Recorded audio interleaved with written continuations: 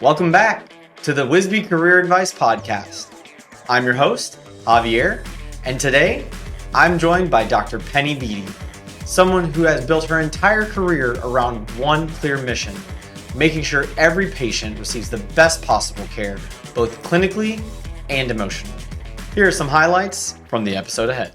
If people don't believe in team, think that, well, I'm just going to take care of my patients and to heck with everybody else, then they're in the wrong profession, because nursing is a team sport.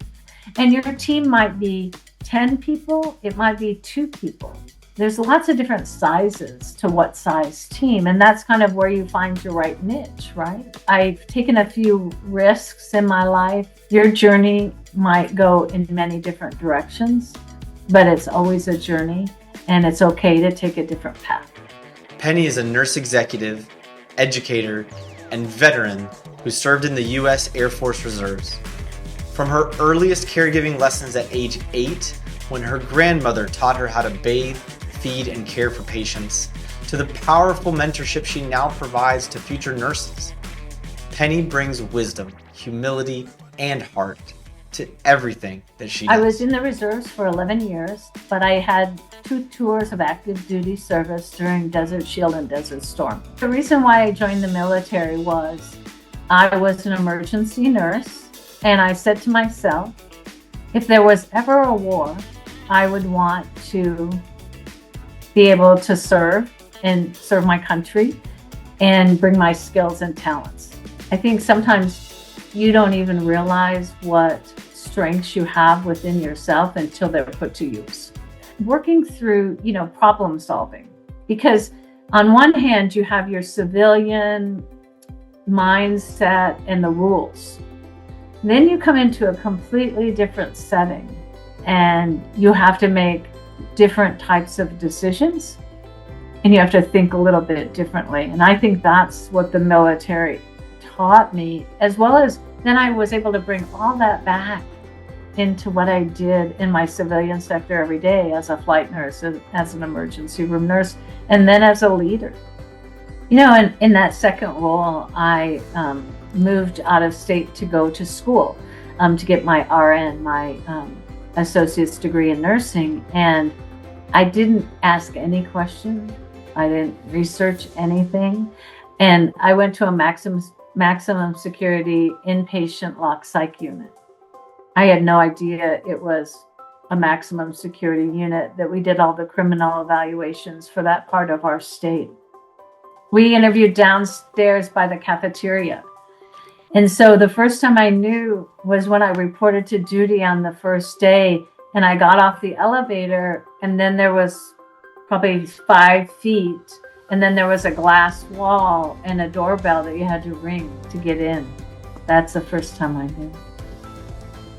It's not just about me as the employer or the interviewer or the hiring manager, whatever person and role I have, getting what I want. It's about finding the right connection. So really going in, having questions that you want answered, knowing that yes, you're going to be answering a lot of questions, but it's perfectly okay for you to bring a list of questions. And to me, as a person that is interviewing people, I love that. As a nurse leader, she brings her frontline experience into the classroom to prepare the next generation of clinicians. From the bedside to the boardroom to the classroom, Penny delivers a powerful blend of clinical insight and authentic leadership that continues to shape the future of healthcare through the nurses that she teaches every It's interesting because I never started out to become a chief nursing officer, right? That was not my ultimate goal. But it kind of maturates that way as you grow in your knowledge and experience.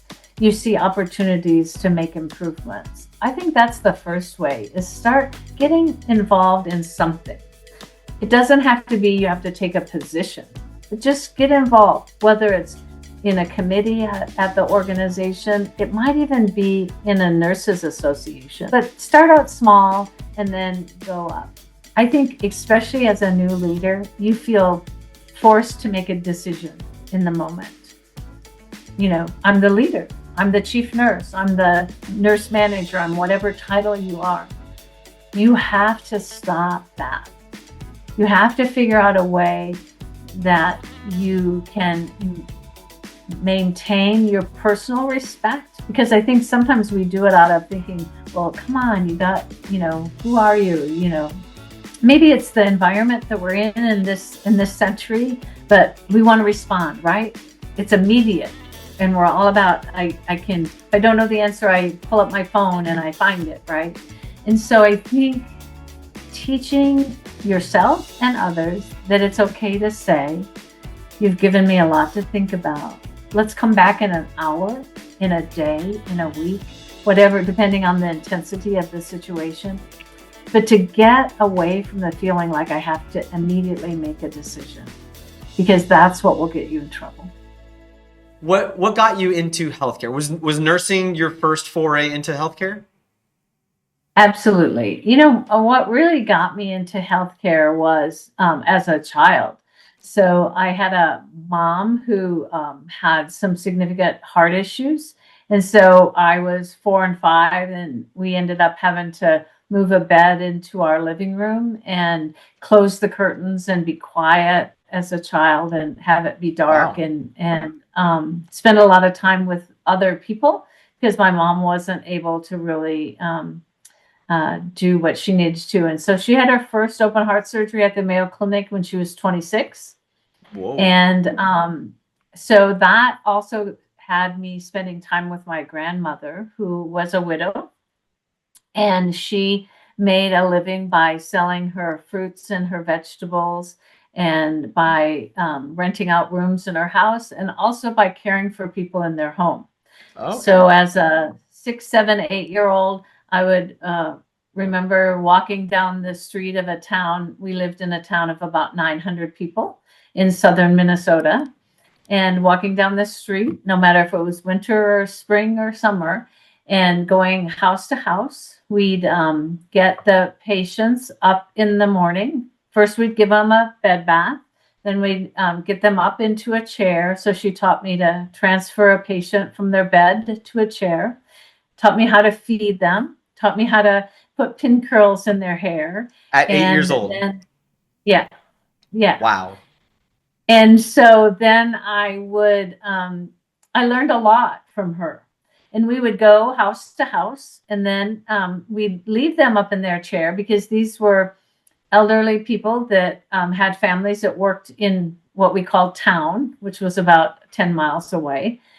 And then we'd go back at noon, we'd feed them lunch, and we'd get them back into bed and get them all settled. And then their families would come home in the late afternoon and take care of them the rest of the day. And so I grew up with a grandmother who taught me that.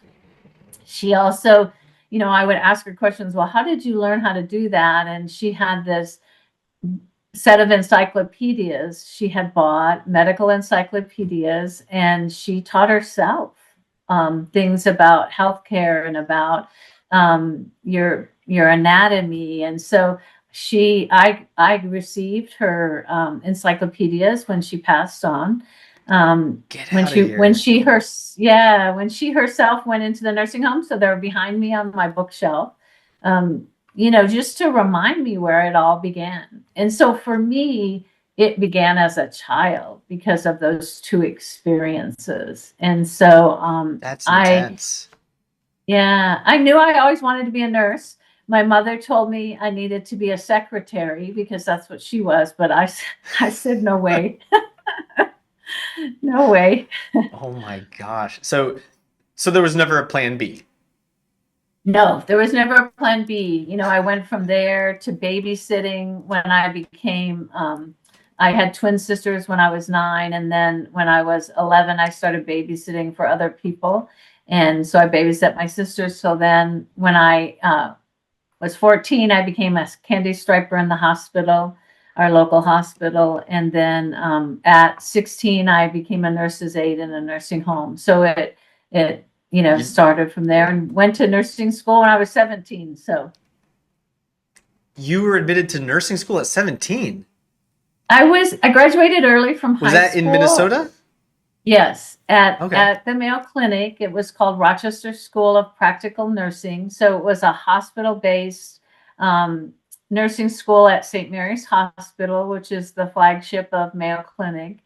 And I lived in the dormitory with the nuns, and right there at the hospital. And I had an incredible training at St. Mary's, and Wow. we also went to Methodist for our OB training. But I was able to learn so much from being there at an incredible place of learning.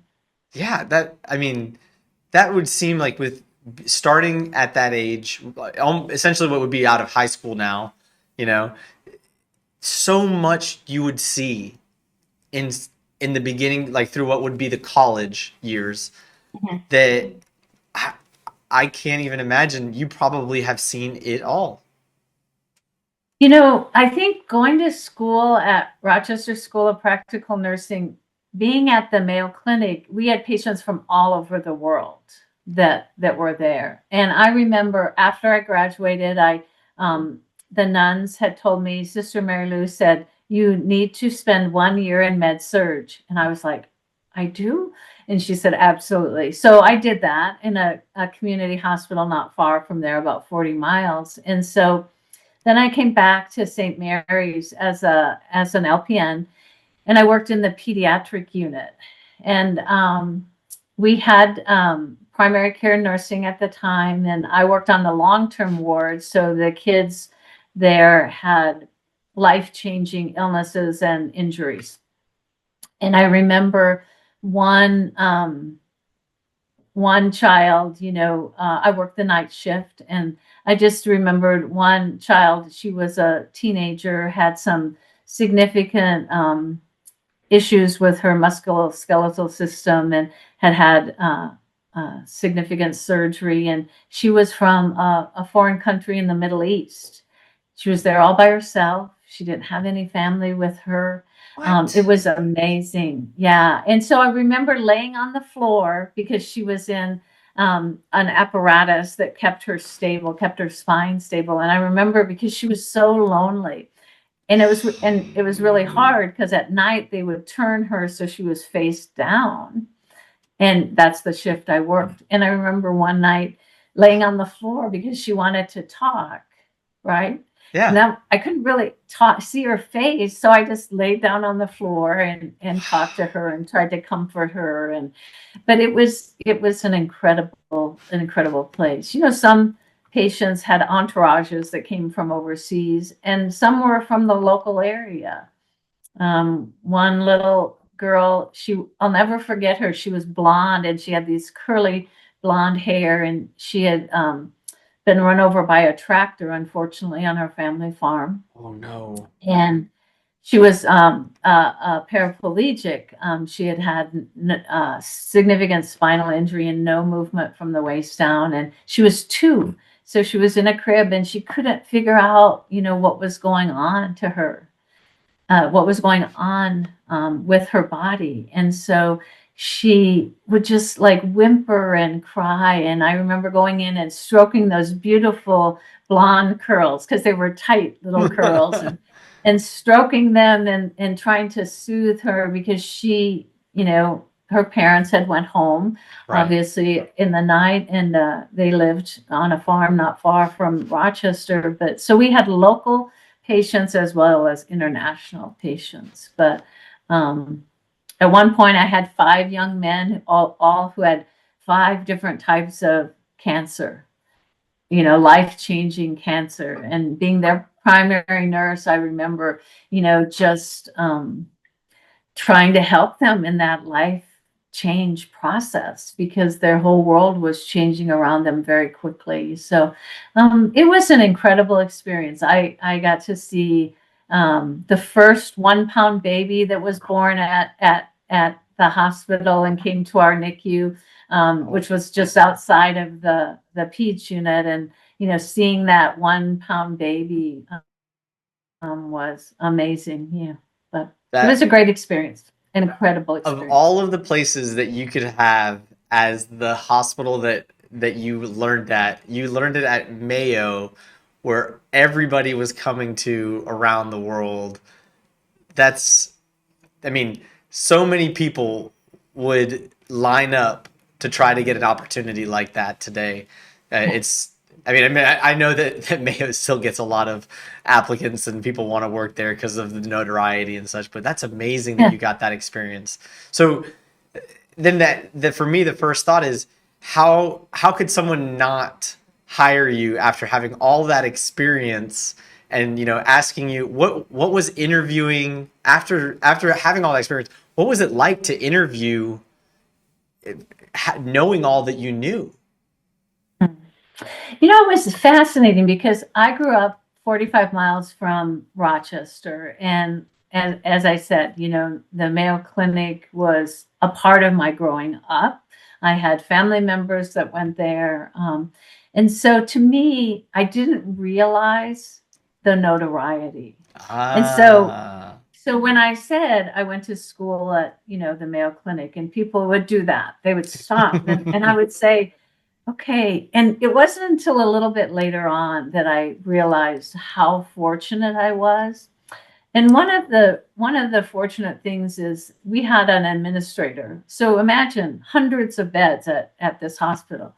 But I knew the administrator as an LPN, a staff nurse on the floor.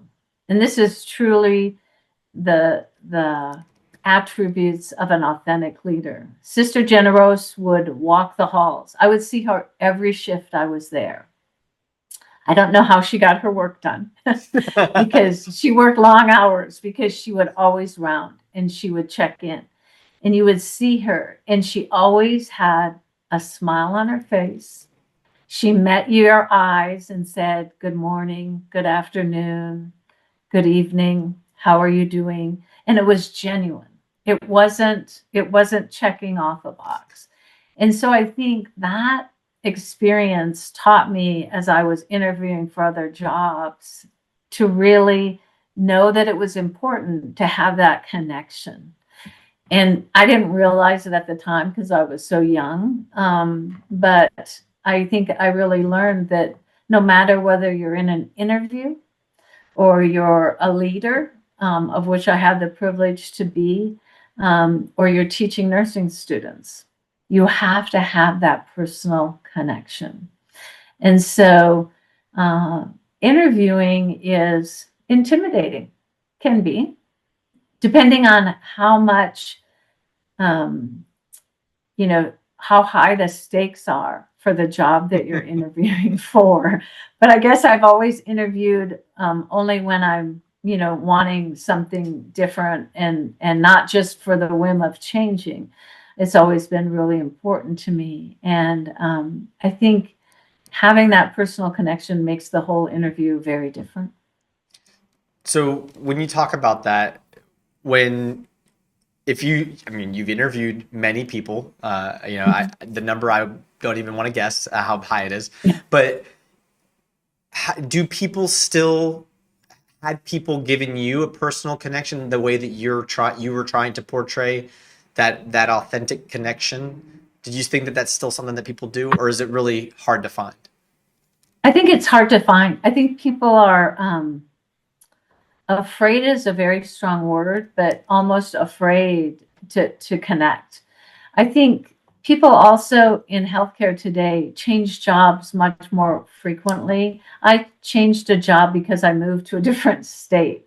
I didn't go from organization to organization a lot. It was to have a different experience that wasn't offered there within that organization, or a leadership role. So I think it's a little bit different, but I have interviewed thousands of people. And even recently, in talking to an individual about coming to my current place of employment, it's really about, you want the person to have a connection to where they're coming to.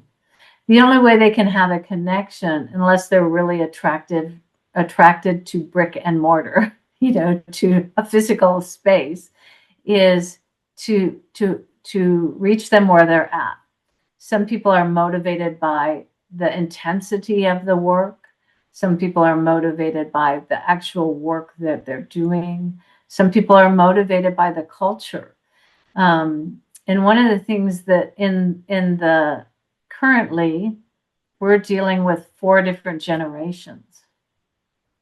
And so those 4 different generations you approach very differently as to what they're looking for and how you connect with them. And I had the privilege yesterday of being on a panel with the School of Medicine with 3rd-year medical students and talking about the importance of nurses and physicians and their relationships. And it's interesting to talk to those young, incredibly enthusiastic, motivated people about where they're headed. It gave me such joy in my heart to know that these individuals are going to become the physicians of the future. And they wanted to know, how did they connect with nurses? In our little, we did round tables afterwards by group of specialty, and then they could come and ask you questions. And there were 3 of us nurses, and we had a whole group, about 10 or 12 physicians, medical students there, asking us questions about how did they connect with nurses. It was incredible. So I think no matter what profession you're in or how you're looking at it, you have to connect with people and meet them where they're at. Absolutely. And it's so amazing that you get to do that, because that is such a thinking of where the professions are going in healthcare and seeing that and being excited for the future of healthcare and the professionals that are going to be delivering it is, I mean, that's part of my own personal joy as well, and doing this right now is to try to help the future and to give people advice that may not have the means or the location to, or maybe they don't feel comfortable asking for the advice, so it's awesome to hear that. So if beyond the personal connection, would you have any advice for nurses going into the interview? Some things, like some do's and don'ts that you would normally maybe tell your students or anybody asking? I think one thing is to understand what type of position they're applying for. And maybe they're just applying to the organization and they don't really know specifically. But I think most of the time when you're going to an interview, you have a role, you've applied to a specific job. So really going in, having questions that you want answered, knowing that, yes, you're going to be answering a lot of questions, but it's perfectly okay for you to bring a list of questions. And to me, as a person that is interviewing people, I love that, because 1, I know that they have researched what they're looking at, and 2, they have interest in it. It's not just checking off a box saying, oh, I want a job, but they're really engaged and interested. So I think coming prepared with questions, and then being authentic in your answers. There's not a right or wrong answer. The wrong answer would be to not be honest. And it's okay to say, I'd never thought about that. I'm not sure. It's perfectly okay. I would much rather have someone tell me, I'm really not sure how to answer that question, or I've not thought about that. Can you give me a minute? To really be authentic in your own responses, because you can tell the people that are faking it until they can make it, right? You can tell those people. Yes. And then you wonder, well, why are they here? Right? You have to wonder that. I think the other thing about interviewing is it's a two-way street. It's not just about me as the employer or the interviewer or the hiring manager, whatever person and role I have, getting what I want. It's about finding the right connection and Yeah. making sure that this person knows, number one, what type of role they're applying for, because we put out a lot of ads that might be pretty generic and might not really have the detail that someone would need to make a good, solid, sound decision.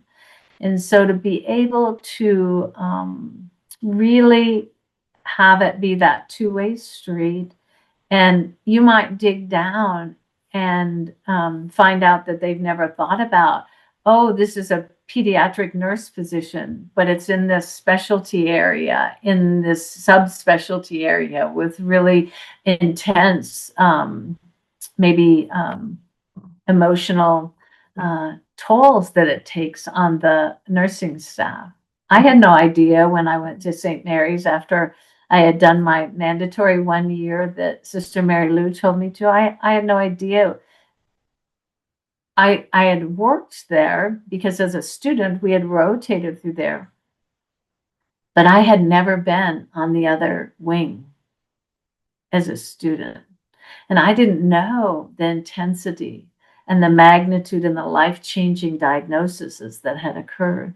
So I think having the honesty of really what the patient population is, what some of the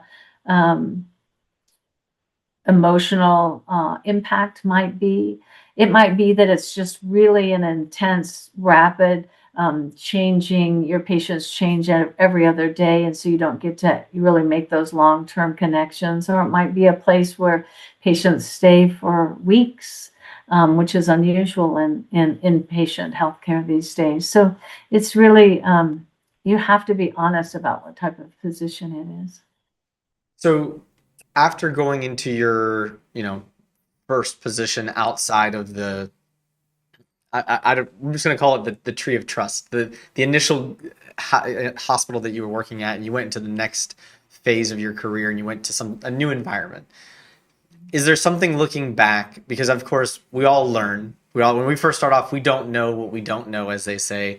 And many times a lot of us think back and go, you know what? I should have done this or I should have done that. How would you approach coming, if you were to able, with the knowledge you have today, if you were to start over at a new hospital, what would you do that might be different from how you started off or what you did? In that second role, I moved out of state to go to school to get my RN, my associate's degree in nursing. And I didn't ask any questions. I didn't research anything. And I went to a maximum security inpatient lock psych unit. Wow. I had no psych experience.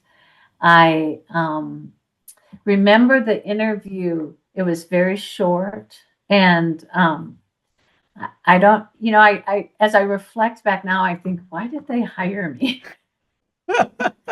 Because I didn't have any of those experiences. But yet, I do think the reputation of my training and having worked there followed me.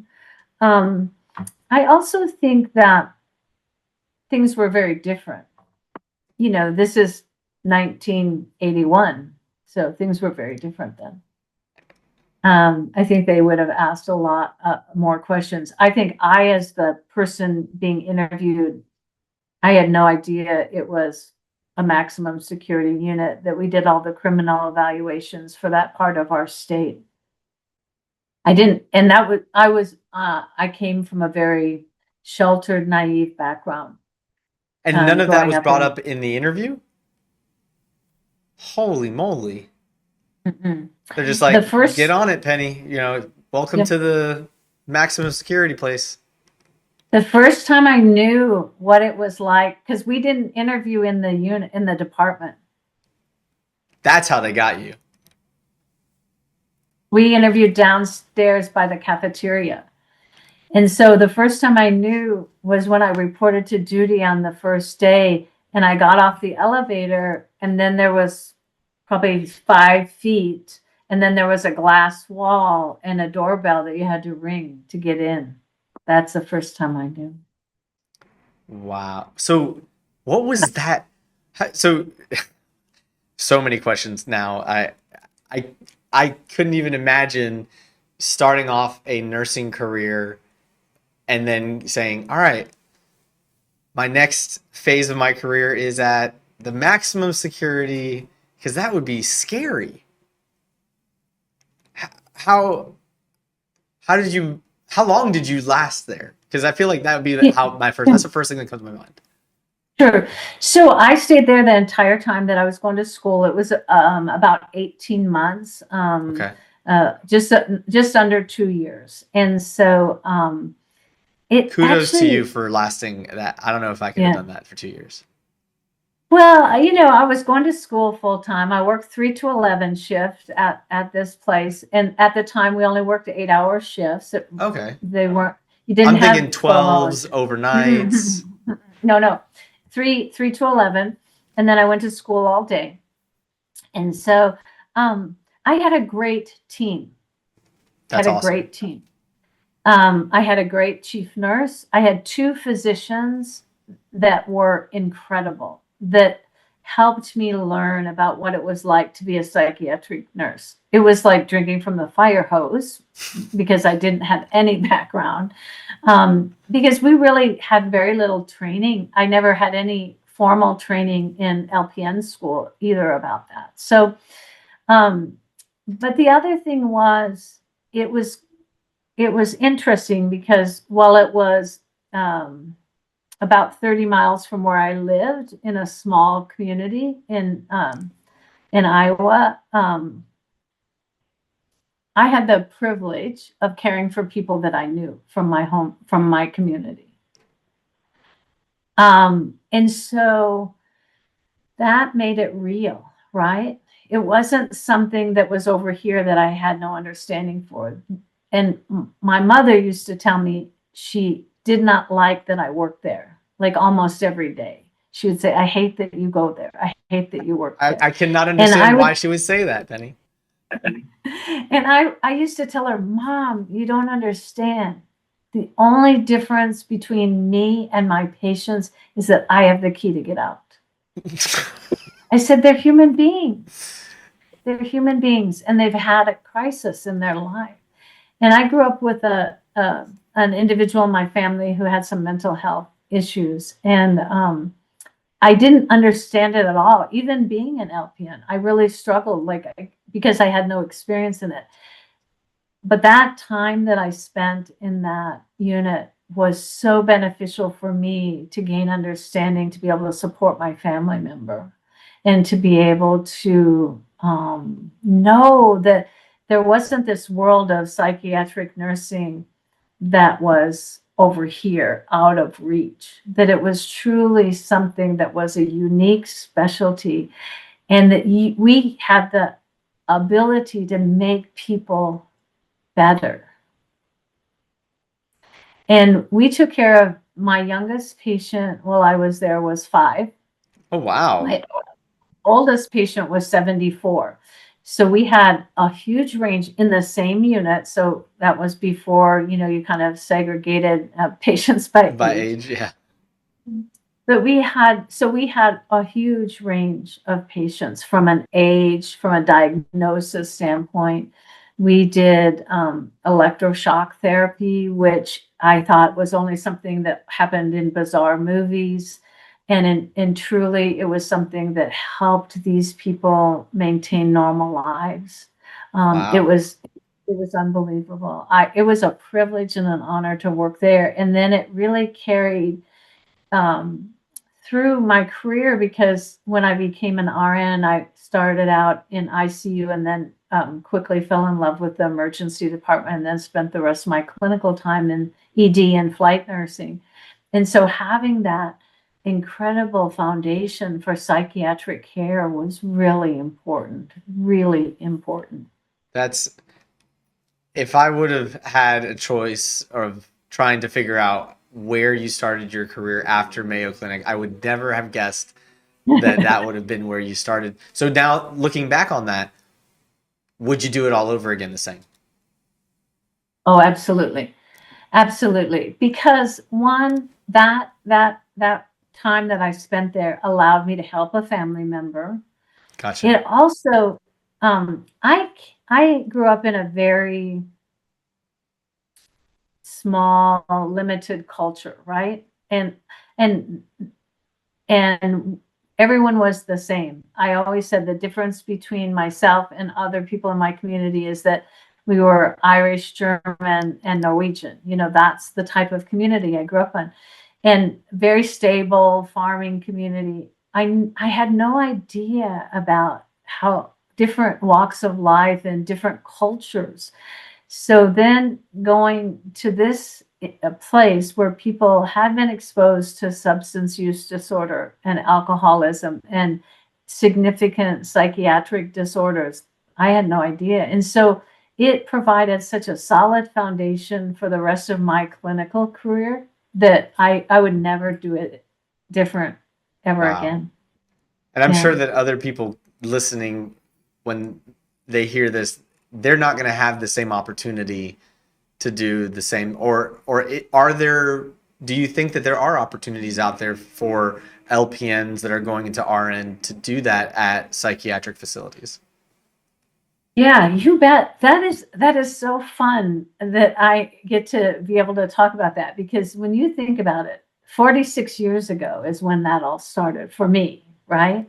That's a whole lifetime for a lot of people. Well, I was sad to see that LPNs kind of went out of favor and you didn't see that. But what is so exciting to me, and even before I left my chief nursing officer position, we started to bring LPNs back into the hospital setting. Definitely, they were in the outpatient setting a little bit, but you had even seen LPNs being replaced by medical assistants. Hmm. One, the cost was cheaper, and we weren't having the programs. So one of the exciting things that I was able to do before I left was introduce my facility, my health system, to a partner in the community to start an incentive at our organization for employees to be in it. You could be a housekeeper, you could be working in the cafeteria, you could be a maintenance worker, and you wanted to become a nurse. And so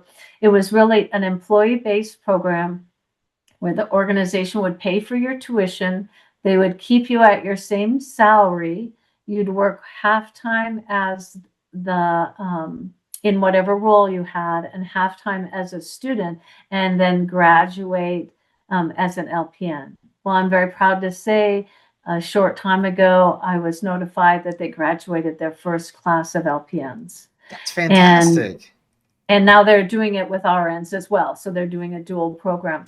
But LPNs really are coming back. I had a student that I precepted when I was chief nurse who developed the LPN program at a local college here in Albuquerque. And it's so great to see, because that team nursing, where you have unlicensed personnel, you have LPNs, you have RNs, are really coming back into favor.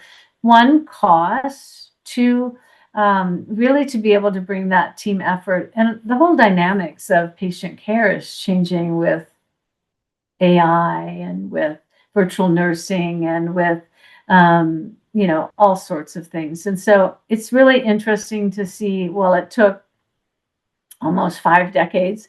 We're coming back right into using LPNs and maximizing the scope of their practice. Yeah. Oh, I think it's amazing that we're getting this opportunity to, because healthcare needs more people to be able to take care of patients. I mean, the personal side of healthcare will never be able to be taken away by an AI or a computer.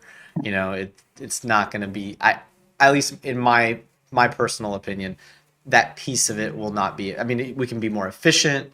We may be able to take on a larger patient load slightly, but never the human touch, human element is so important for patient care, in my opinion, that having more, we need more people bedside to help take care of people. So I'm glad that that's happening.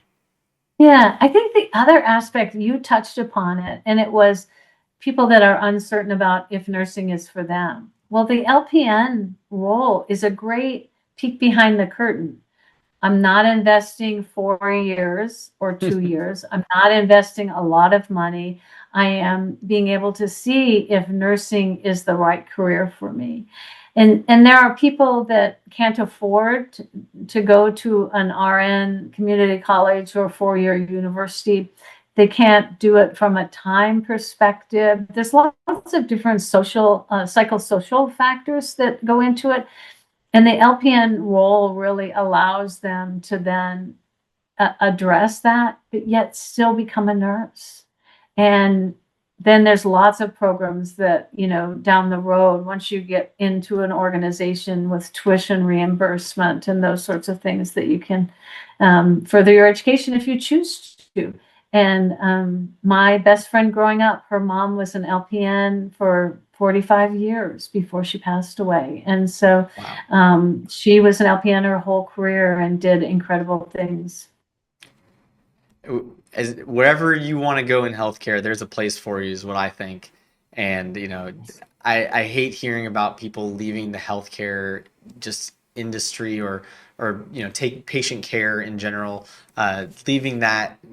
There's something you could do maybe that isn't what you were doing, that you might find happiness in, or you might find a lot of just personal satisfaction in completing. And there's just so many different avenues. I was talking to a surgical tech the other day, and she was so gushing over, if you don't think bedside patient care is your game, their surgical technology could be the thing. Just don't leave healthcare. We need more help, and it's one of those pieces that I'm very passionate about. And one of the things that comes to mind is, so obviously we talk about before you get into the healthcare, as you're starting out interviewing and stuff like that. But what about once you're in it? You have been very successful throughout your career in being able to navigate the corporate ladder, as they say, and get into leadership. If someone's trying to take that first step to growing their career, taking, maybe it's, just charge nursing or being a nurse manager, floor manager, how does somebody take their bedside experience, take their, overall healthcare experience, and start making those moves, in your opinion? Yeah, absolutely. It's interesting because I never started out to become a chief nursing officer, right? That was not my ultimate goal. But it kind of maturates that way as you grow in your knowledge and experience. You see opportunities to make improvements, and I'm always just because we've done it this way doesn't mean we have to do it that way forever. And so how can we benefit the patient? And I've never had any issues with always putting the patient in the center and first. And so because of that, then, people say, oh, well, we need you on this committee. And so I think that's the first way, is start getting involved in something. It doesn't have to be you have to take a position, but just get involved, whether it's in a committee at the organization. It might even be in a nurses association. So depending on what your specialty is. But I've always been involved with my local organization. So when I was an emergency room nurse through ENA, and then once I became in a leadership role, I've always participated in the nursing organization, the chapter for what used to be AONE and now is AONL. So I've always been involved because there's so much you can learn by collaborating with the partners across town. I've never been one to say, well, there are competitors and I don't want to talk to them. No, I've said, let's work together, because I'm not a competitive person, so I don't believe in that. And so that's what I would say. Then your next step is to say, oh, well, here's this relief charge nurse role or this relief house supervisor role. Let me just peek behind that curtain. And that's how I've always described it to people that I've coached and mentored, is to say, there's a lot behind that curtain and you need to peek behind it and see what's there. And you might say, whoa, no, thank you. I don't want to do that. But it doesn't harm. There's no harm in peeking. Just peek, just see, you don't have to commit to it. And I think that's the neat thing about nursing is there's lots of great opportunities, but start out small and then go up. My first leadership position, I was a flight nurse and a emergency department nurse, and we lost our director of flight services. And my colleagues in my flight team came to me and said, Penny, we think you should apply. And at that point, I was a relief charge nurse in the ED, but that was really all I had done. But I also was in the military, and I have to really give credit for the military in the Air Force Reserves, and the military brought a lot of leadership to me that I didn't even know I had. And they uncovered all that and stoked that fire for me. But I did not have a formal nursing role in leadership, and my team came to me. And then after about a year, I remember one of them standing in my office door saying, well, you're like this because you're in the military. And I said, no, you can't blame the military on this. I'm like this because I appreciate being able to have a solid organization and to have it be strong and in the organization of the operations. And so I'll never forget that, because I think sometimes you don't even realize what strengths you have within yourself until they're put to use. And so, yes, the military pulled that out in me, but they were always there from the time I was a young child. And I think you got to try it.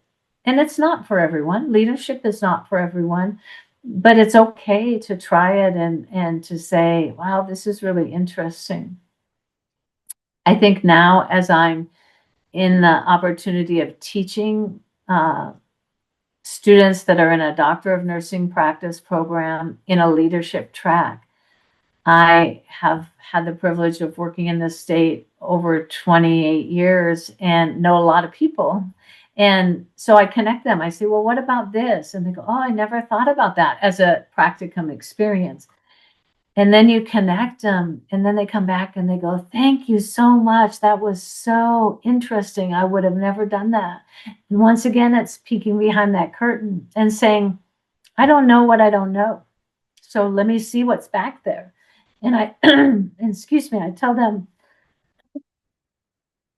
you get a free ride in school. You're paying for this opportunity, so make it the best you can be. Absolutely. So I would love to talk about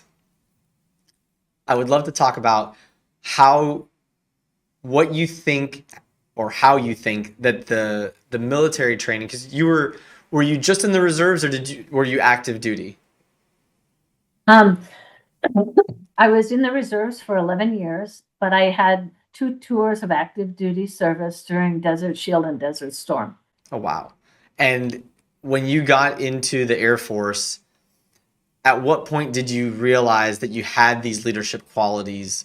Because I mean, you said they didn't necessarily pull it out of you. You had it, but something, usually for a lot of people, they have like an aha moment. They're like, okay, I want to do this. This is cool. Do you feel like you had something like that?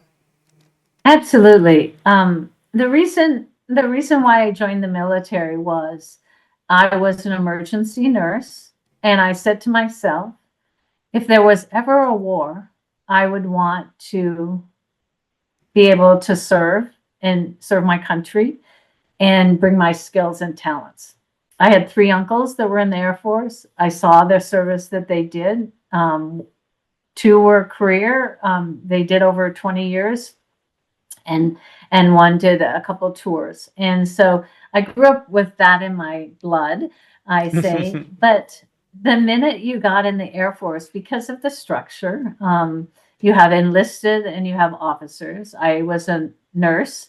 I had my ADN, but I came in as a first lieutenant because of my year's experience. So I was an officer.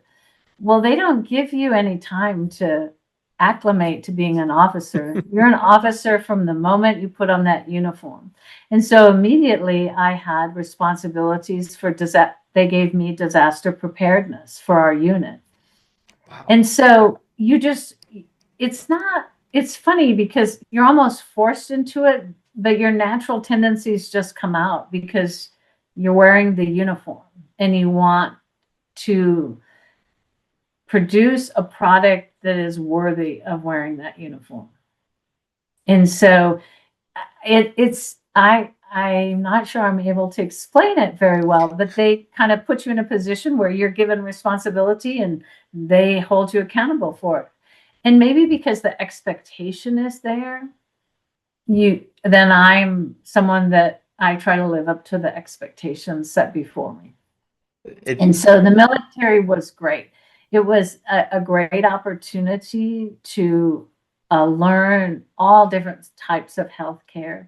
When we were activated for Desert Shield and I volunteered, we went to a Air Force base that 100% of their medical personnel had deployed overseas. And they let us reservists come in there from a couple different states and run their hospital. It was Holy interesting because moly. none of yeah, it was fun, and interesting. We learned a lot, on the fly, and we had a community to serve because the community we were in had a lot of retired military personnel, and they had pretty high expectations for their health care. But it just all came together. I think if you are there and you always put the patient in the center, you're going to learn, you're going to find out someone who can teach you, you're going to ask the right questions so that you are doing what's right for your patients in whatever setting you're in. Yeah, absolutely. And when you were in the military in that time, either the tours or outside of the tours, was there any specific teaching that you think you wouldn't have gotten? I mean, of course, the uniform, the experience of running a hospital with colleagues, that you would not have gotten anywhere else. But is there a certain lessons that you learned in the military that you think are had to be kind of unique to that time frame, to that experience that you couldn't get anywhere else? Yeah, when we were deployed overseas, we took a 650 bed hospital that had been in boxes for decades in England. And we opened it up and created a hospital so that we could take people off the front lines of Desert Storm and stabilize them before they went back to the United States. Well, that was unbelievable because, first of all, you're opening up the boxes and you look at an IV fluid bag and you go, okay, this is expired. Oh, that's expired. Oh, that's expired. Everything's expired because it had been in storage for a long time. Sure. And so then I said to myself, okay, let's think through this. It's clear. It's not violated from a sterility standpoint. Let's use some real objective things that we know are important when you're giving IV fluids. Okay. Now then I said, now we got to call that IV company and say, is there any reason why we can't use this?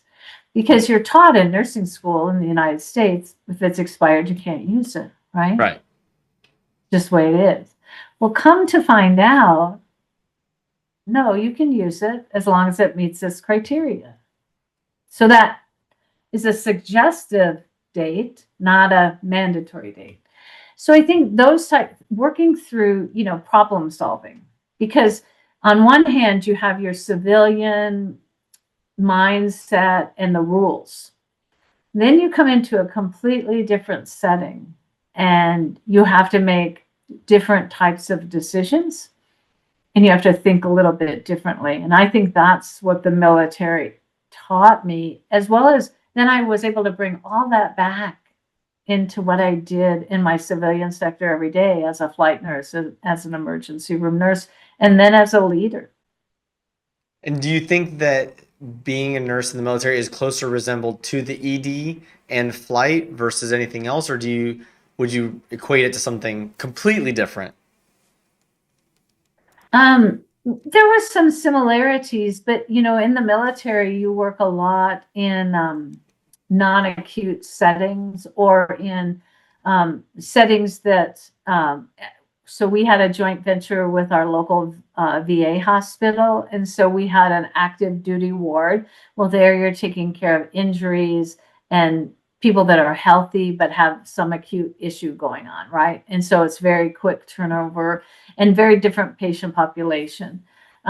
Or in our joint venture, we were on a unit that had veterans that were really sick with long-term illnesses. So I think it's a different type of population. Being married to someone that was in the Vietnam, they don't tend to take care of themselves really well until there's no other choice. So there's some of those just attributes, not 100%, but in a generality kind of way where they're not taking care of themselves to the best that they should be. And then after years and decades of that, there's some other effects. So you see, as well as exposures to environmental things that you and I didn't have exposure to in our lives. And so all of those things have different impacts. So I think, the military, when you talk about Florence Nightingale and where she started, right? And how that all started. And I love the story about, her talking about sterility and that sort of thing. One of her projects. But I think the military has a lot to offer, and it's a great training ground, whether you come in as an enlisted person and, become a medical technician through the military. And then the military paid for my bachelor's of science in nursing. They paid 100%. And so I was very blessed to have the Air Force pay for that as an Air Force reservist. So, it was a great opportunity. And then I got to teach for the military for the Uniformed Services University and teach reservists about trauma nursing. And what a great opportunity. So it sounds like if you have an opportunity to go be in the reserves or be a part of the military as a healthcare professional, even if it's after you've gotten some initial training, it's a really great experience because it sounds like it's a mashup of a bunch of different things that you would normally, like the post-acute care plus trauma plus this plus that. I mean, sounds like you see it all. Right. And plus you get the supervisory piece. And maybe that's a little bit too, in the military, once again, you start as an officer. So you're supervising these medics or these pharmacy techs, that are not licensed. And so immediately you're a supervisor and they teach you skills to be a supervisor. So I think, going back to that previous question when we were talking about that role, it really is a great opportunity to say, am I cut out for this? Because in the military, they have a lot of structure. Yes. But with that, then you try it on, right? You try that coat on and say, hey, I kind of like this. I can do this. I have the gumption for it. So, yeah. And I'm sure that being a part of the structure, learning the structure on how they operate, when you bring it out of the military, it's something that you now are just used to.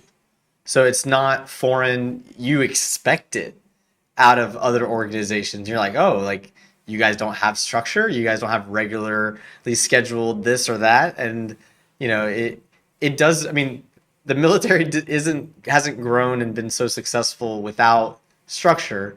And so, good, strong organizations need structure. It's not a secret, Yeah. So, very interesting. Yeah, absolutely. And the other part to that, Javier, is the culture, right? The military teaches you an incredible culture, no man left behind, about camaraderie. You have each other's backs. we called it mandatory fun, right? And Yeah. I didn't understand it, but when we were overseas for Desert Storm, our commander made us gather together every Friday night at 5 o'clock, whether we drank alcohol or not, because it was about having some fun together and developing the culture. I had the privilege of meeting the Red Arrows, which is an aeronautical flying team like our Blue Angels here Hmm. in the United States, but they were in England. And because we had some time on our hands and we lived on the base where they were billeted, is I got to meet them and learn about how they were such a strong team, flying over 500 miles an hour, 50 feet apart without killing each other.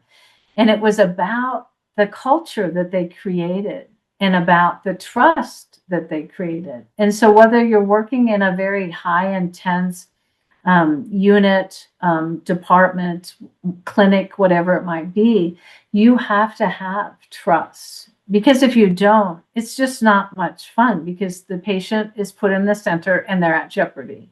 And so you have to have good communication, you have to have good trust. Camaraderie adds to the joy of work. And so I do think that the military teaches you that culture piece of it. And it is mandatory that you participate, but it's good. And those are things that you can also bring back to the civilian world, because every place that I went or organization that I've had the privilege of being a leader in, that is one of my tenets of success, is creating a culture that is inclusive and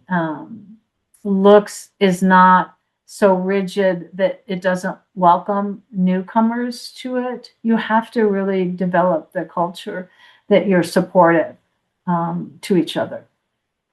So I'm glad that you brought up tenets for success, because if you have one, then that usually means you have a few.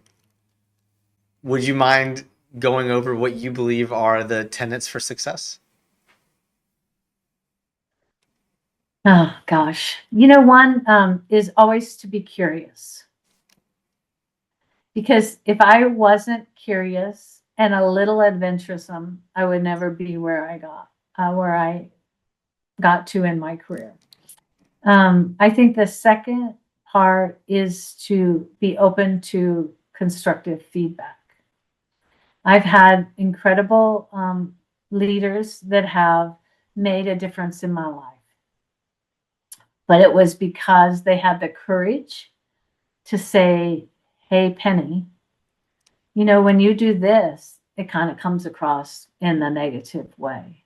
Or, "I think you could be better if you did things maybe with a different perspective." And they were honest and open with me, but they also wanted me to succeed. And so they were invested in my success.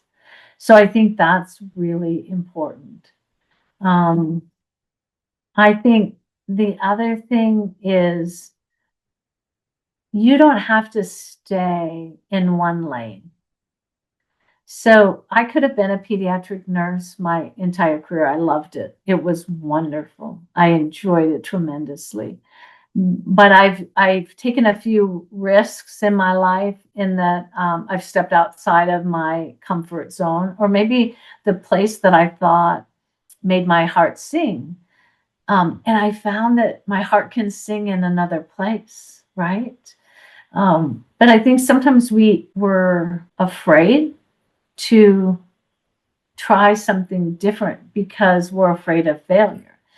And so it's important to your journey might go in many different directions, but it's always a journey, and it's okay to take a different path.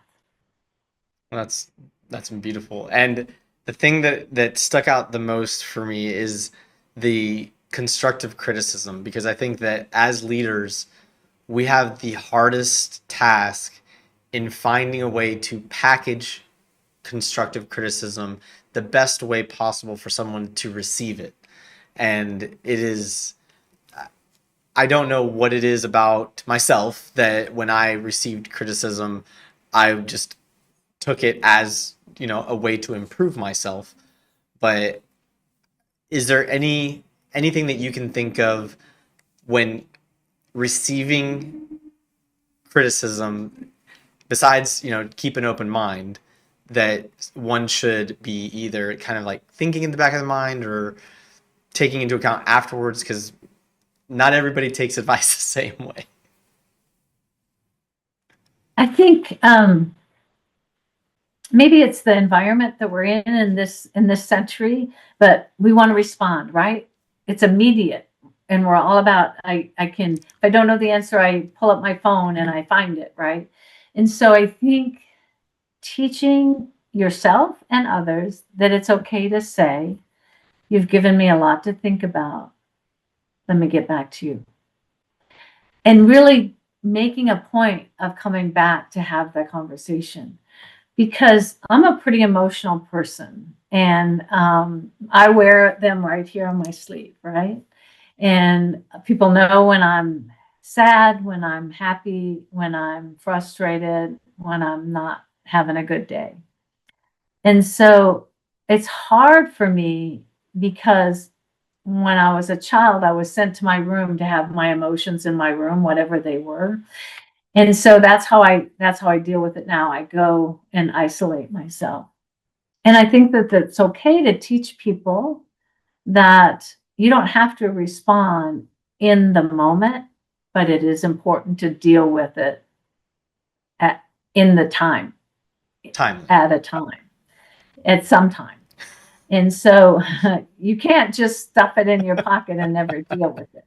And because all that does is doesn't make you open, right? It closes you off. So I think that maybe would be what I would say. I don't know if I answered your question. Yeah, no, that's great. And so for those people out there that may not take advice directly to them very well, in terms of just overall nursing, I always like to ask in the different healthcare professions, what's the skill that you think is most critical for people to learn?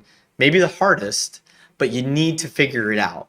Because I think that whatever that is to you, some people probably have probably received that advice, been like, hey, you need to do this better because it's really important. And they may not have taken it right. But maybe listening to it from an impartial third party today could, help them absorb it. What would you say is, one or two things that are really important for you to figure out throughout your nursing career? I think the most important thing is that nursing is a team sport. This is not a solo sport. You can't do it alone. In order to give proper care, you have to work as a team. Now, that doesn't mean that you have everyone's the same and thinks like I do.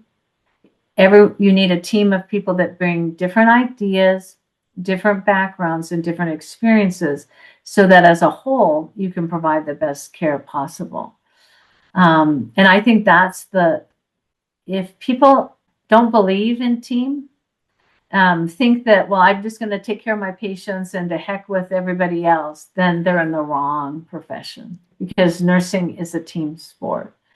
And that would probably be my single most important advice, is that if you feel that you don't want to, because you have to have the fire in your belly to want to be part of a team, and your team might be 10 people, it might be 2 people. There's lots of different sizes to what size team, and that's kind of where you find your right niche, right? And you might work in an area that's very independent, but there's still team members out there doing the job. And I think of a case manager a little bit. You have a lot going on. You're always trying to figure things out for the patient, and the patient's in the center, but you're working really independently, sorting through all the details for the patient and their family.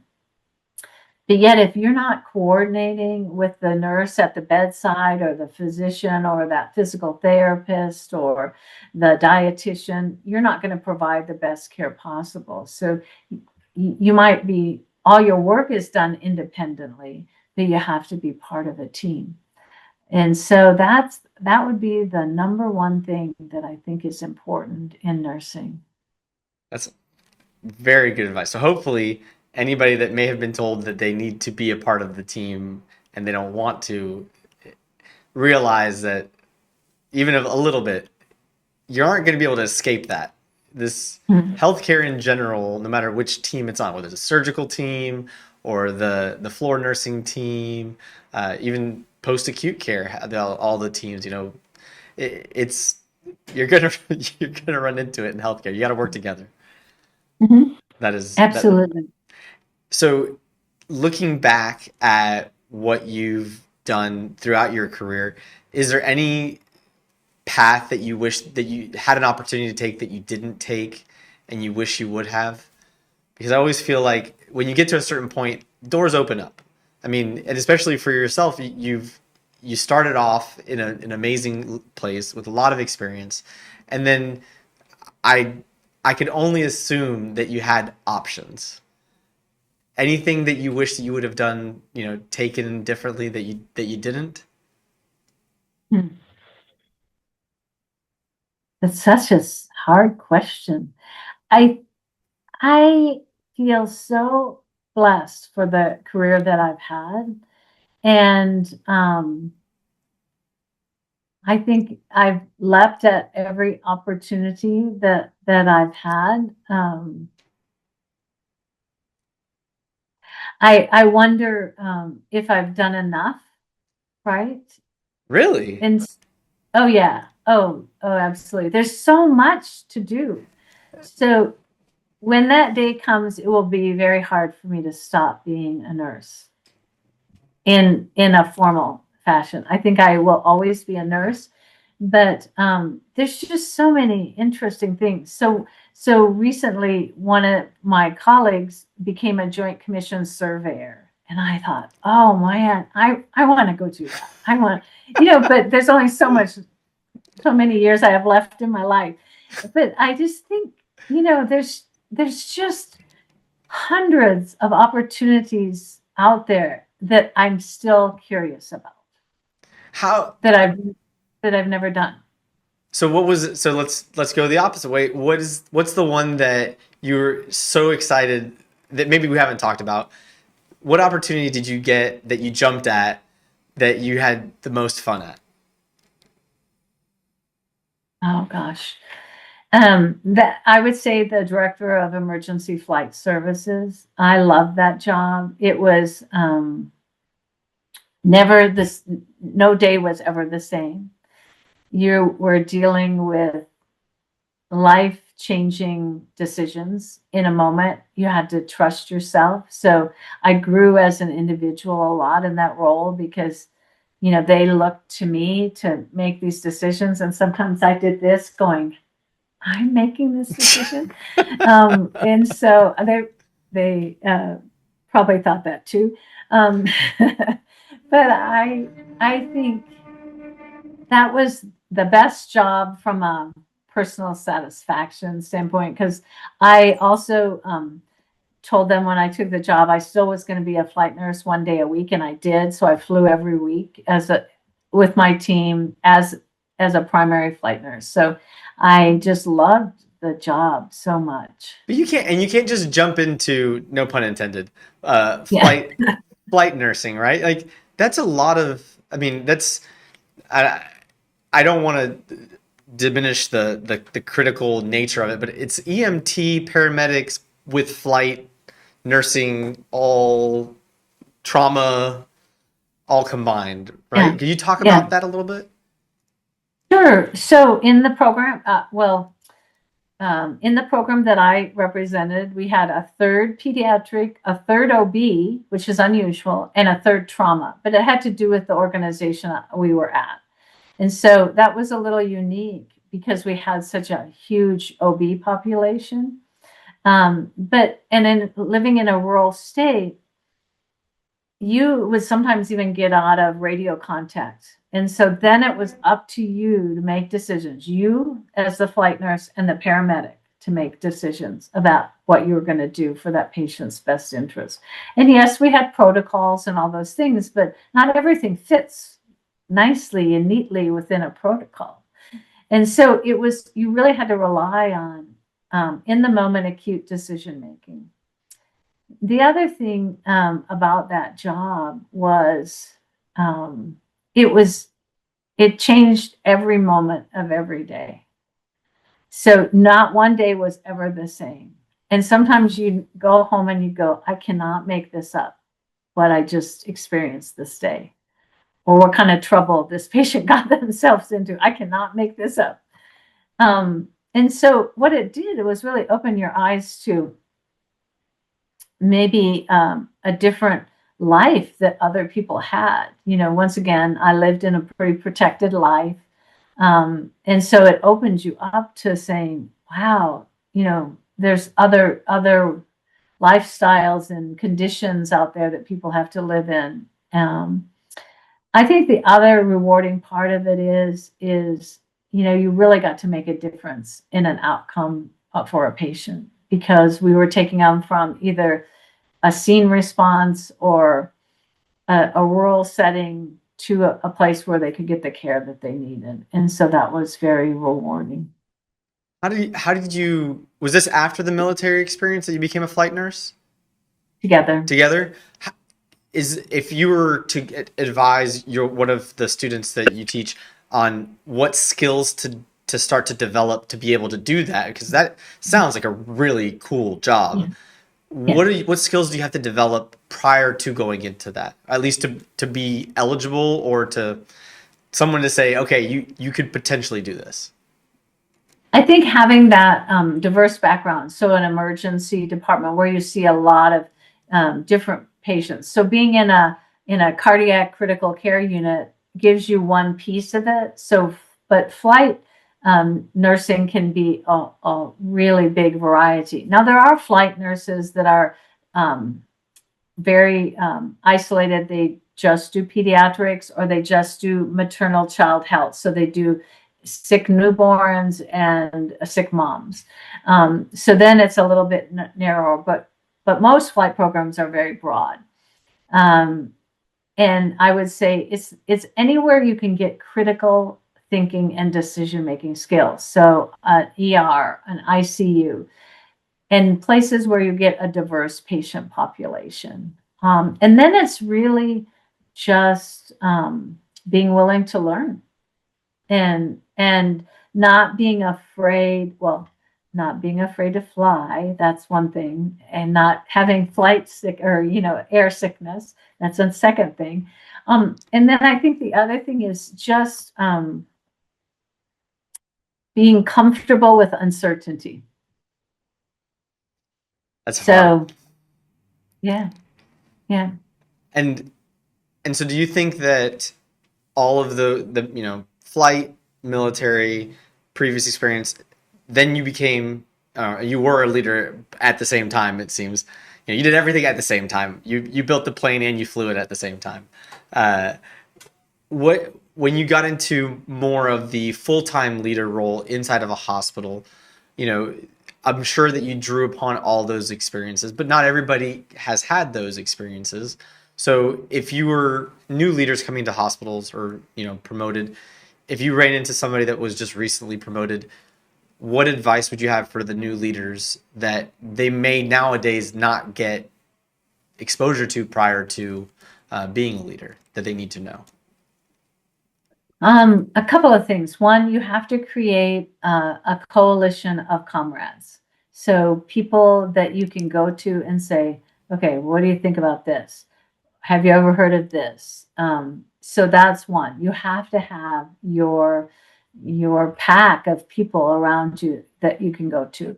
Number two, even now, and I can't get that out of me, I look at I read articles and I'm looking at what other people are doing that are successful. So reading these news things that come out every day just to say, oh gosh, I hadn't thought about that. Staying on top of what's happening. So being involved with AONL, being involved with your state nursing leadership chapter, going out there and going to a conference that's something you don't know about. You have to be in that constant learning mode, because even as a leader, I think there's a communication that leaders know it all. No, they have to learn constantly. And so to be able to know who your go-to people are. I spent a lot of time going to conferences, asking questions, reading, and really exploring what other people are doing, making colleagues in different parts of the country so that I could call them up and say, hey, have you ever heard of this? Or what do you do when your sepsis rates are out of control, hospital-acquired, infections? What do you do? What are you doing? And just being able to create that collaboration. Once again, I never felt like anyone was my competitor. So can I come over and see what you're doing? That was the type of leader that I was. Yeah, the misconception of the leader knowing everything is a tough one to overcome for some, that especially when you're just starting out and you only know what you've already been through and not any of the other higher level situations that other people have already been through. Right. The other thing that just popped in my head is, I think especially as a new leader, you feel forced to make a decision in the moment. I'm the leader. I'm the chief nurse. I'm the nurse manager. I'm whatever title you are. You have to stop that. You have to figure out a way that you can maintain your personal respect, because I think sometimes we do it out of thinking, well, come on, you got, who are you? You're not worthy. But you have to be able to say, okay, that's really interesting. You've given me a lot to think about. Let's pause. Let's come back in an hour, in a day, in a week, whatever, depending on the intensity of the situation. But to get away from the feeling like I have to immediately make a decision, because that's what will get you in trouble. Yeah. Especially So that's the second time that you've brought it up, taking the time to think, not rushing the decision. I feel like outside of healthcare, inside of healthcare, leaders should new leaders, especially if they don't already understand this concept. It's a difficult concept because you do want to please, typically as a new leader, some most of the time. I'm not saying that's everybody, but you want your team to see you as the source of information, as the go-to, and not as the one that doesn't know. But it is okay to say, I don't know, especially because, and I'm sure that you probably feel this way, but making a bad decision because you took very little time to think about it is worse, way worse than just taking a little time to think about it so you can make a better decision. Absolutely. And it takes a lot of humility to be able to come back and say, all right, team, or hospital, this was the wrong decision that I made, and to own it, that I made, and we're going to take a different direction. One of the other things, Javier, you just said that really popped in mind too, that has been a huge attribute to my success, is using the shared governance model. And so being able to say, okay, we have this issue, we have this problem, and everyone's like, okay, Penny, you've got to solve it. What are you going to do? What are you going to do? What are you going to do? And saying, I'm going to get my team together, and that team might be, 2 people, 5 people, 50 people, but being able to get input and learning how, when you get input, you have to be clear. Are those people decision makers? Are they contributors? Who's going to make the final decision? Because otherwise you're setting yourself and them up for failure if it's not clear from the get-go. So one of the magnet models, so magnet, I had worked at a lot of different organizations, and I had the opportunity to make a move back to my home state of Minnesota. And I said, well, I wanted to go to a magnet facility because I had never worked at one, and I wanted to peek behind that curtain to see what it was all about. And luckily, there's lots of hospitals in Minnesota around where I wanted to live. And I was fortunate enough to get a job there. And that was transformational for me. Really? Transformational, yes, because magnet is all about, there's lots of tenets to magnet, but the one thing that really shined the brightest was the shared governance and the decision making and the clarity of process. And I think so. Magnet isn't just all about everybody gets a say and we take a vote and majority rules. That's not it at all. It's about being clear. Okay, how am I getting input from the stakeholders? And are they part of the decision or not? But you have to be clear from the get-go. And they taught me a lot about that. And I think I've used those tenets of magnetism the rest of my career. And I think it's very powerful and very forceful. So there's lots of things out there that can help support you in those decision making. But as a new leader, you have to not think you know it all and not think that there's just one path.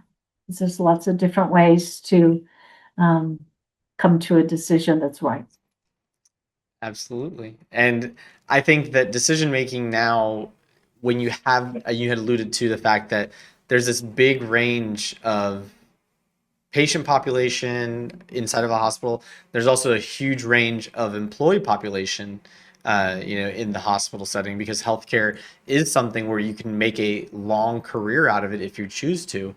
And I know that when you were a chief nursing officer, I can only assume, I assume, and I would expect that that huge gap between your new grads coming in and your senior members of your team in various different departments makes the shared governance model a very important piece, because how a new grad would view things or perceive change is going to be way different than a senior person. That's how they perceive change. How did you navigate that, and how did you mentor anybody that's coming into the healthcare field, into healthcare leadership, to navigate that? That's You a hit loaded upon question, something. so I do understand. Yeah, no, you hit upon something that's very important. And as a chief nurse, I actually had experience. So immediately a vision came to my head. It's very important to be timely and swift about intervening in that as well, because when you have the new generation with their ideas and you have older generation that's done things this way for a long time and they feel that it's been effective, it's very hard to get the two together. And one way, and you're gonna probably look at me like I'm crazy, but one way is I discovered is the layout of the room is really important when you're having those conversations. Oh.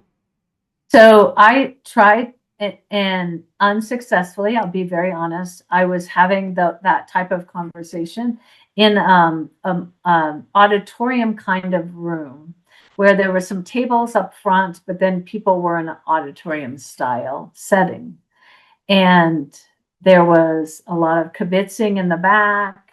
There was a lot of people taking maybe inappropriate authority in the front. It was not working well. And this happened for a few meetings, and I wasn't the leader of the meeting. I was the moderator. Maybe that's the right term, but it wasn't my meeting, but I attended because of the importance of it. And I was just observing the dynamics in the room. And after a period of time, after a couple of meetings, I pulled aside the leader and I said, we cannot meet in this room. The physical layout is jeopardizing the success of the outcome. So that was the first observation. The second observation was, tone and tenor and body language have a lot of impact that maybe sometimes you don't even realize. And having a conversation with a leader about how they come across, you can hit them straight upside the head with it, or you can approach it in a way that they can hear the message. And knowing the person well enough to be able to do that is really important. And so, one of the things that I said is, when you do this, I feel this. When you do this with your hands, and as you can see, I talk with my hands a lot. I do too. I feel that you're angry. So always saying, when you do this, I feel this, or I perceive this. It took me a long time to get that language down pat, but it's really important to be able to have those conversations, because if you don't, all that you're going to do is create a bigger divide, and you're never going to come to solution. You're never going to come to resolution. You're never going to be able to be a team. And so you have to figure out a way. But the first aha was the physical location, because I just was sitting back watching going, oh my goodness, we can't be in this room. This isn't working. It's great that you were able to see that. I think that also sometimes when you're so close to things, sometimes you don't see those things. It's great that you were there to help support your team members in identifying that. But yeah, it's not I would say in the time that I talk to leaders, all year long, I've been talking to different leaders on different topics, usually about, how to provide advice. This is not one of the things that I've heard yet. And, it's really cool because of the fact that I'm sure there are people out there that have had issues with meetings, with groups of people, and not been, and like, why is this not working? And that even if you're not sure if that's the situation, I would, as a leader, try it. If I feel like I'm not getting through to my group, maybe I am having a bad location and I don't see it yet.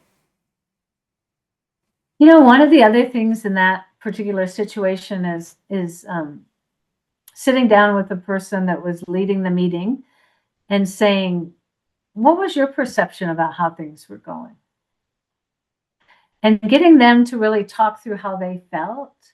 And at first, everyone wants to say, oh, it was going fine. That's our first answer. It just automatic comes out of our mouth. Oh, yeah, it was going fine. No, and just say, well, when so-and-so kind of raised their voice, how did that make you feel? And being this observer where I'm not leading the meeting, I was able to really facilitate a very honest conversation. And in the end said, so do you feel like you're being effective in getting to, and the person said, no, not at all. I'm too emotional. I can't, they make me too mad. And so saying, okay, so how about if we have you step out and we approach this in a different way? And they, at first,